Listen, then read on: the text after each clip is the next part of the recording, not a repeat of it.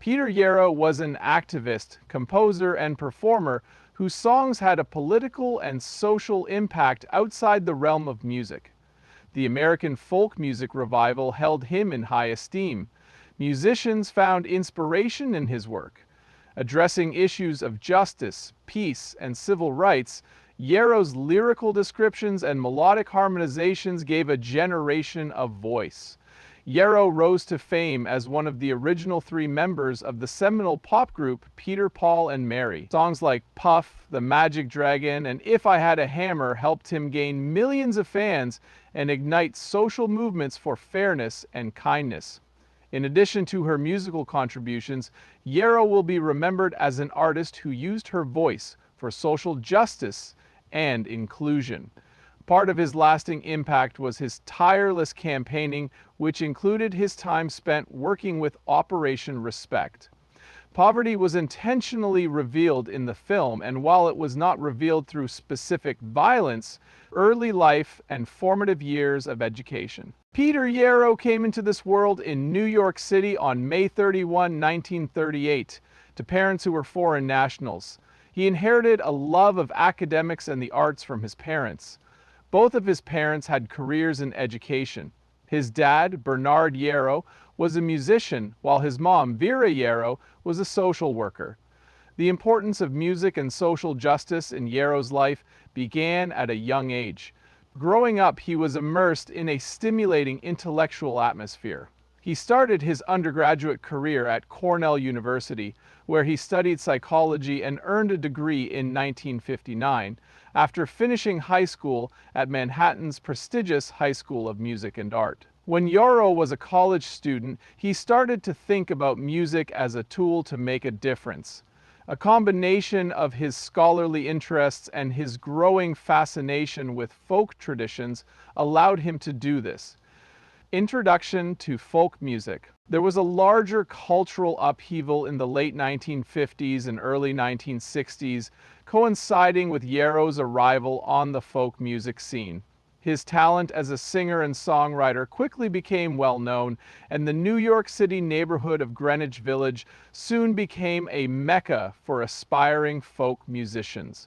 Among the musicians who took part in this setting was Yarrow. His voice was noticed by industry professionals for its kind and approachable tone, which allowed him to establish emotional connections with people. In 1961, he joined forces with Paul Stookey and Mary Travers to form the trio Peter, Paul, and Mary.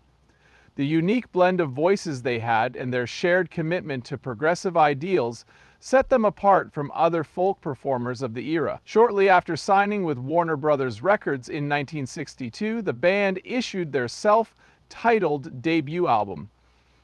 Soon after its release, the album soared to the top of the charts. The musical achievements of the Holy Trinity, Peter, Paul, and Mary, were one of the most famous folk groups of their day because of their string of hits that resonated with listeners of all ages. The human dignity, justice, and peace were common themes in their music, which became hymns for anti-war and civil rights movements. Puff, the Magic Dragon, a moving look at childhood innocence and the passage of time, was co-written by Yarrow and Leonard Lipton, and was the subject of repeated allegations of hidden drug references. A lot of people think it's one of their best works.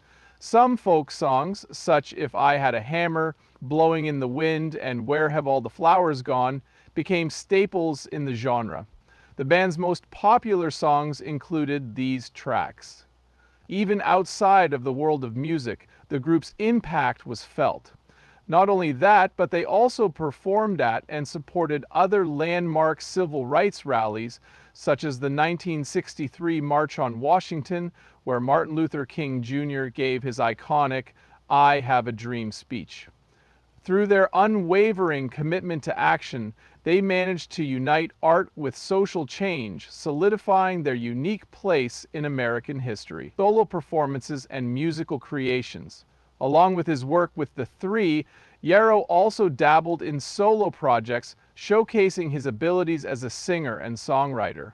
His enormous commitment to story and his talent for making emotionally expressive music shone through on his solo albums, which were not as commercially successful as his group albums. Furthermore, Yarrow drew inspiration from his experiences as a father, in part to produce music for youngsters. When performing for younger audiences, he would often incorporate sing-alongs and spread messages of inclusivity and love. This fit nicely with his overarching goal of uniting people via music. Political engagement and advocacy as much a part of who Yarrow was as his music was his advocacy. He was an ardent advocate for civil rights and spent his whole life taking part in demonstrations and benefit performances in their defense.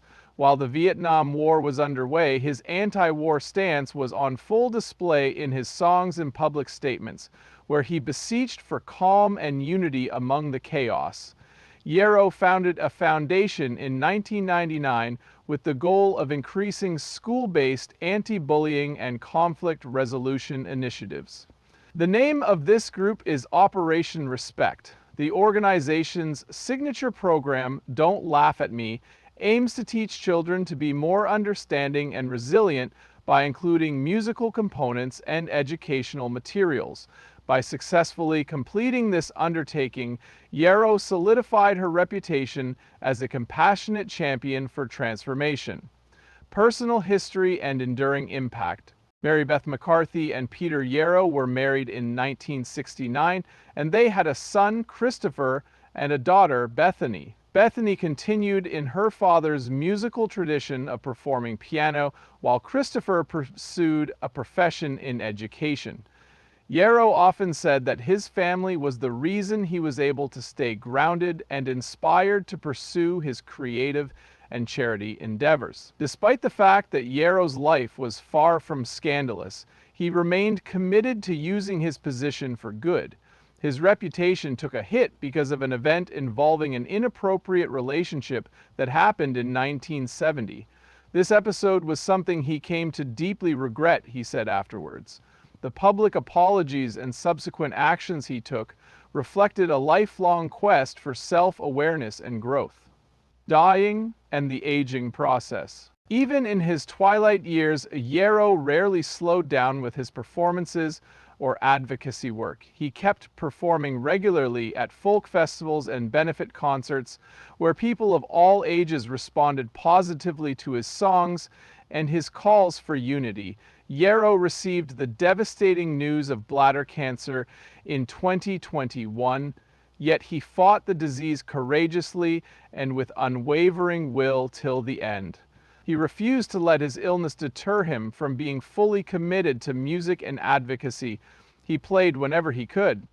On January 7, 2025, Peter Yarrow left this world at the age of 86. His loved ones were by his side when he passed away. A life lived by Peter Yarrow exemplifies how music can inspire change, bring people together, and mend broken relationships. Through his activism, solo work, and collaborations with Peter, Paul, and Mary, Yarrow shaped the musical landscape of a whole generation and brought attention to important social issues like justice, peace, and kindness. The indestructible tunes he wrote and the countless lives he touched via his activism and creative pursuits will ensure his enduring legacy. In honoring Peter Yarrow, we remember a man who believed in the redemptive power of love and the indestructible strength of the human soul.